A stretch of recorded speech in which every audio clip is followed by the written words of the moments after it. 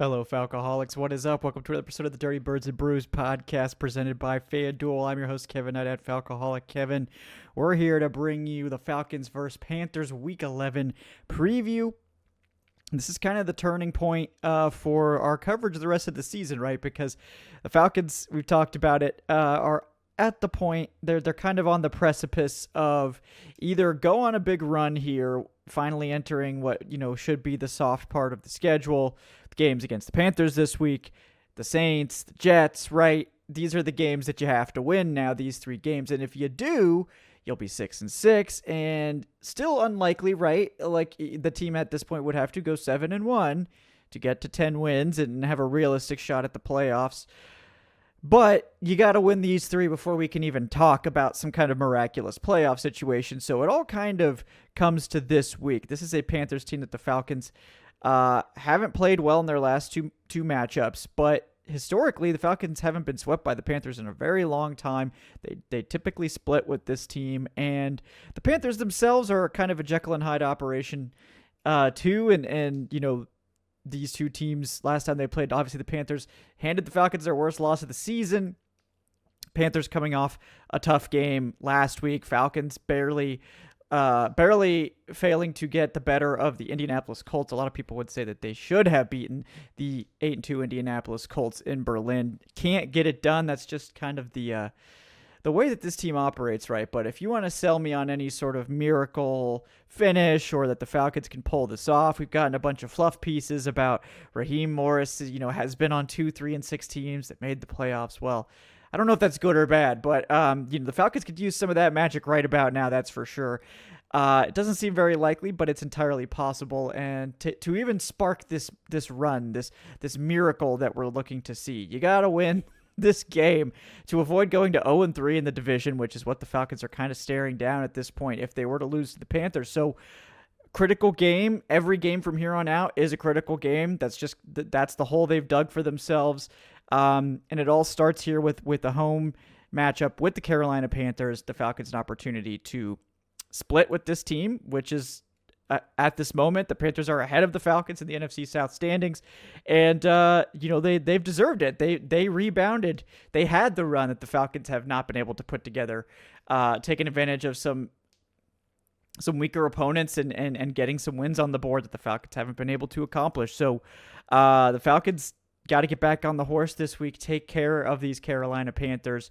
Per FanDuel at this point, Atlanta 3.5-point home favorites. Not a big spread for sure, but the Falcons, of course, are favorites. So there is that. It's been several weeks since we've had that happen. So this is put up or shut up time for this Falcons team. We're going to take a look at this matchup and figure out how these Falcons can get a much-needed and long-awaited win, because it's been 4 weeks now with no wins. The Falcons would be going into a 5th straight loss if they lose to the Panthers. That's the type of streak that gets coaches fired. Although if you ask around the league, the belief is that Raheem Morris is probably safe. So, it's kind of shocking to me, the disconnect between Atlanta and the rest of the NFL, where everyone thinks Raheem Morris is well-liked and has done a good job resurrecting this defense and all this.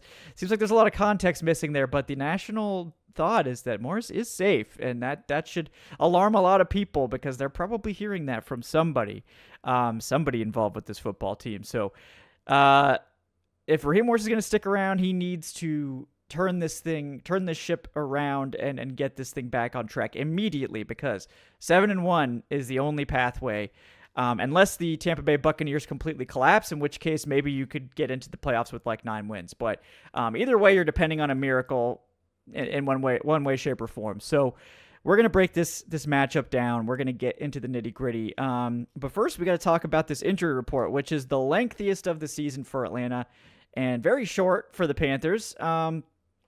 Atlanta has declared 6 players out. That would include cornerback D. Alford, who stepped in for Mike Hughes last week and has started at nickel in the past. Thankfully, Billy Bowman is back and not on the injury report, so he's manning the nickel. But Alford stepped in for Mike Hughes last week. Maybe Mike Hughes will be back. We'll talk about him in a second, but he is out, D. Alford, with a concussion that he suffered last week, so hopefully he'll be able to return soon. Linebacker Josh Woods, who finally started to get some snaps over J.D. Bertrand and looked a lot better, suffered a hamstring injury last week. He is out as well, didn't practice all week. Malik Verdon, who we have seen for the first time on the practice report after going on the NFI non-football injury list, during training camp, essentially. Verdon finally was activated and did, I think, return to practice in some capacity this week. But like the Falcons typically do, they're going to bring him back slow and not start him, immediately. So it's possible Verdon could be back next week. I don't know if he's like in line to play or something like that, but having more depth at linebacker at this point would not be a bad thing. There's also buzz, of course, about Divine Diablo possibly returning soon as well, maybe even week 12 returning to practice. So that would be a positive development too. They desperately need him back. Leonard Floyd in line to miss another game this week. He's out with that hamstring injury. Matthew Bergeron missing his second game with an ankle injury. And then Sam Roberts declared out with a knee and ankle injury. Don't like to see that. He's been one of the only stout run defenders in the middle of this Falcons defensive line. And he, unfortunately, did not return to that game last week and is out. So that's a lot of guys out. And on top of that, the Falcons have 7 players listed as questionable. Now, many of these guys are going to play. I have no doubt about that. Drake London missed practice early in the week with an illness. They're also saying he has a back injury. Quite frankly, I would be shocked if London doesn't play. I think if he wasn't ill, earlier in the week, he has practiced in a limited capacity the last 2 days. If he wasn't ill, he probably would have practiced Wednesday too. So I'm not concerned about London. Jamal Agnew, the Falcons returner, he is questionable with a foot injury.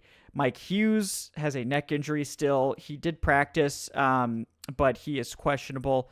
Brandon Dorlus, that's not a name you want to hear on here. He is questionable with an oblique injury. Chris Lindstrom's still here with a foot injury. Felipe Franks with a foot injury as well. And then Zach Harrison back to being questionable with a knee injury. So one of these most sizable injury reports that we've seen, my guess is that most of these players are going to play. If the Falcons thought these players were going to be out, they would have to make moves because at this point they're already down like 6 guys.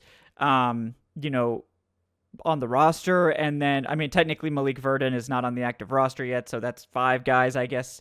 But there's no way the roster could survive having this many players out. So they're probably, if we see a bunch of elevations or signings or things like that, we see maybe some of these guys go on IR. I don't know if any of these are at that point, but the Falcons will probably have to, if we don't see significant roster moves or practice squad elevations, then I would think that most, if not all of these questionable players are going to play.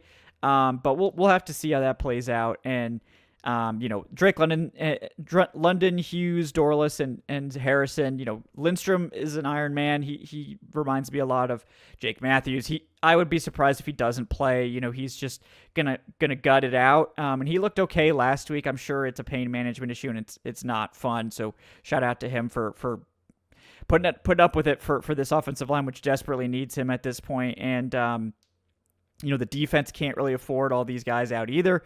Hopefully they'll be able to gut it out and they'll be okay by Sunday. Pretty much all of these guys except for Harrison were practicing. So, I think Harrison maybe was downgraded at some point, which is not a good sign. The Falcons had Harrison out on Wednesday. He practiced on Thursday and they held him out again on Friday. So if anything, I'm guessing that Harrison is likely to be out among this group. Dorlus was not practicing on Wednesday, but returned on both Thursday and Friday. So I think he's probably going to play. Same thing with Agnew. Hughes was limited all week. I think he's going to play. And D. Alford, was limited with his concussion, which is a good sign for next week.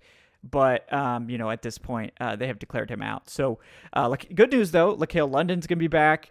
He was one of the other run stuffers that we could depend on that's been missing some time. So, with Sam Roberts out, Laquale London will probably step into that role. He was full all week. Hopefully, he'll be back. And we'll see how the rest of these guys are able to shake out, to get this thing going here. For the Panthers, much less to talk about here. Only 2 players with a game status for Carolina. Lathan Ransom, the safety, who has been a big contributor for them. He did not practice all weekend, is out. And then Trevin Wallace, who actually was having quite the bounce back season for the Panthers after a pretty bad start. He is out as well with a shoulder injury. So the Panthers are very thin at linebacker and safety now. Rico Dowdle did miss some practice time, but he was back to full on Friday. He's good to go. Derek Brown the same way. Looks like Chandler Zavala will be back this week. So Panthers looking pretty good on the whole. Not a whole lot of players on this injury report. So there's not too much going on there that we have to monitor for this Panthers team. But, you look at how the Falcons and the Panthers match up. And, there's some things that are, I think, not looking great for Atlanta, and there's some things that look better for Atlanta. So, the thing I would look at with the Panthers typically is, this is a team that was one of the worst defenses in the NFL for much of the season, but I think they have improved this Panthers defense. They're now 12th in points allowed, and they have taken some major steps there. Obviously, they're 16th in yards allowed, so this is not the awful defense of old. This Panthers team has been fairly solid. Now, it is important to note that the Panthers have not faced a large volume of plays compared to a lot of teams. They are allowing 5.6 yards per play defensively, which is 23rd. So on a per play basis, they have been giving up a little bit more than you might expect. And this Panthers team against the pass has been pretty solid. 15th, relatively average in terms of net yards per attempt. The Panthers as well. They're struggling in that regard, 6.5 yards per attempt. Thankfully for them, the Falcons can't throw the ball, so they don't have to worry too much about that. But in terms of the run defense, the Panthers have been relatively average as well. 111.9 yards per game allowed, and then 20, which is 17th, and then they're 21st in yards per carry at 4.4. So, the Falcons theoretically match up well. This is not like a dominant defense. It's definitely not the best defense they've played in the past 4 or 5 weeks. Not even close. But the Falcons haven't really shown an ability to move the ball against anyone. So not really expecting much from the Falcons offensively. They're not really going to take advantage of any matchups. So it's really just can they keep it together, and can they get a cohesive game plan out? Can they pull together enough positive plays in a row to get a scoring drive? That seems to be their biggest issues. They just can't sustain drives. They're awful on third down. One of the worst third down teams in the NFL at this point because of how they've really kind of fallen apart on that critical down over the past few weeks. At this point, they're still 19th. They're allowing, I think, or hold on, I was looking at defense. That's the Falcons' defense is 19th in third down conversion rate, which is pretty solid. Not as good as you would hope given the rest of their offensive rest of their defensive statistics, but this team has to be better. So in terms of third down conversions on offense, this is more what I was expecting. Falcons are 30th in the NFL. They convert just 33% of their third downs. They are tied with the Cleveland Browns for 30th in the NFL in third down conversion rate. That's not a team you want to be tied with. I can tell you that right now. In terms of the red zone, they've improved. They're no longer in the basement. They are now 17th in red zone percentage, 57.7%. So there has been some improvement there. That is good. But otherwise, it's been just a fall off, a real fall from grace for this Falcons offense. It's 27th in scoring, under 20 points a game, 18.7.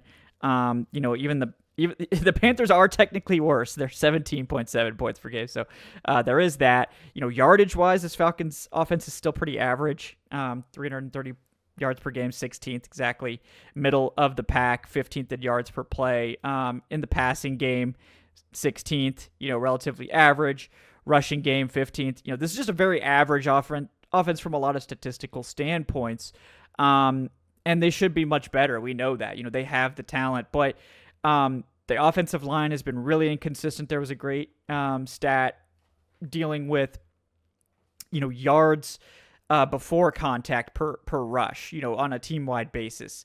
And I know Justice Mosqueda, who covers the Packers, was using it to illustrate the Packers' issues, but you could also see the Falcons' issues there too. So yards before contact is an offensive line stat. That's telling you how far does the running back get before being touched by the opponent, and that's a blocking stat for the most part.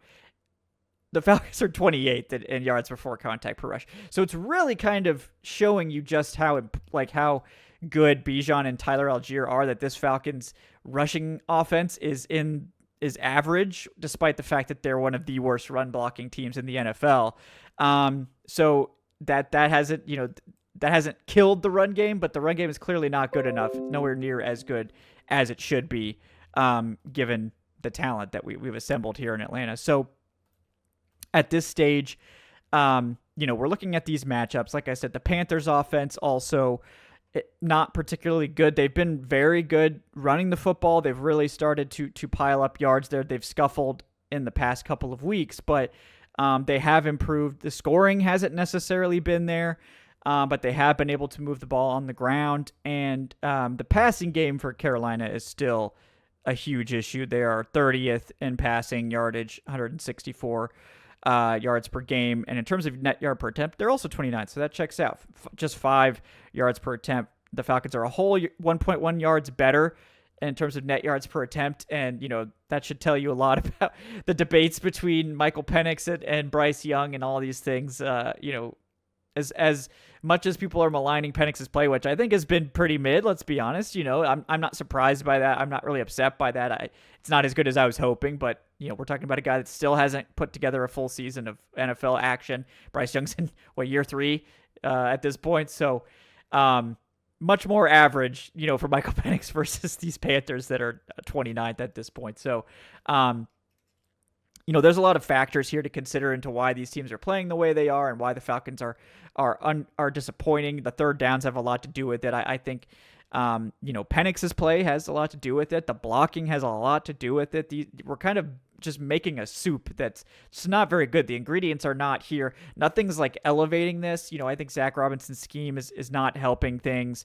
The offensive line not being able to pick up stunts or hit their run blocks, that's not helping things. Penix, struggling as a young quarterback and kind of losing confidence, not trusting the protection. That's obviously not helping things. His mechanics need to be fixed, and he's trying to deal with all this other stuff going on around him, and we're trying to, think about what you're asking. I know a lot of guys are like, oh, well, just use better mechanics. Well, when you're trying to figure out a scheme that is struggling and you can't trust your offensive line, and you also don't have easy answers on a lot of these plays, you're not really having much mental energy left to sit there and think like, oh, I need to plant my feet, better right now.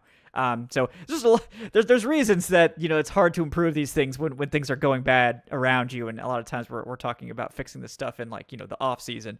So, we'll have to hope that really at this point, the Falcons have to win games, so however they're going to accomplish that, whether that's just pounding the rock or what have you, they need to find ways to do that against this Panthers team.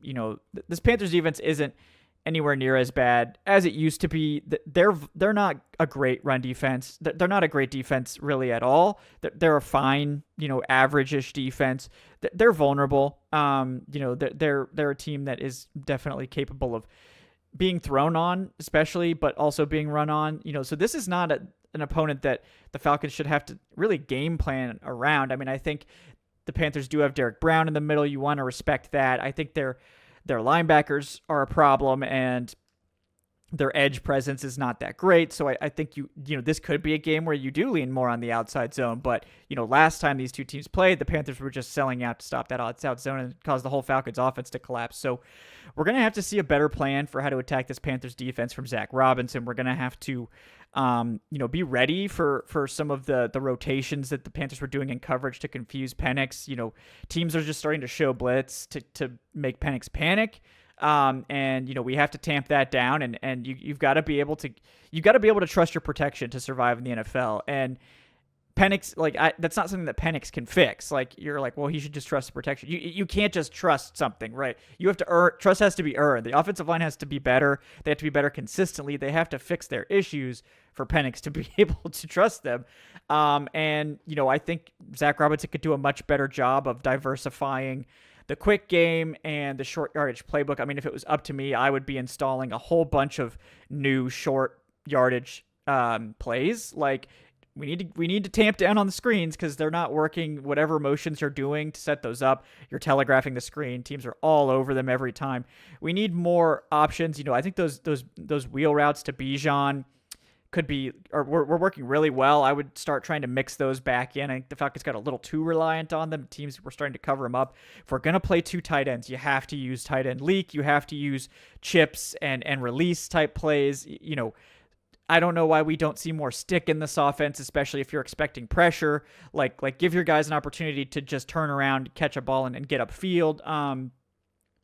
There's so many more tools we could be putting in the toolbox to help Penix in these situations. And right now it seems like it's either a screen, a slant, a quick out, or it's a deep shot. And we need a lot more options and we need a lot more things to keep defenses guessing and not just, letting them tee off on Penix on a blitz. And, the offensive line has to pick these things up. This is ridiculous. We're seeing multiple free rushers, like guys just not blocking anybody. This is not excusable. Dwayne Ledford's supposed to be the top coach on this offense, and he has to find a way to get this fixed because you can't depend on your essentially we'll just call him first year worth of play starter and Penix. You can't be depending on him to fix these protections.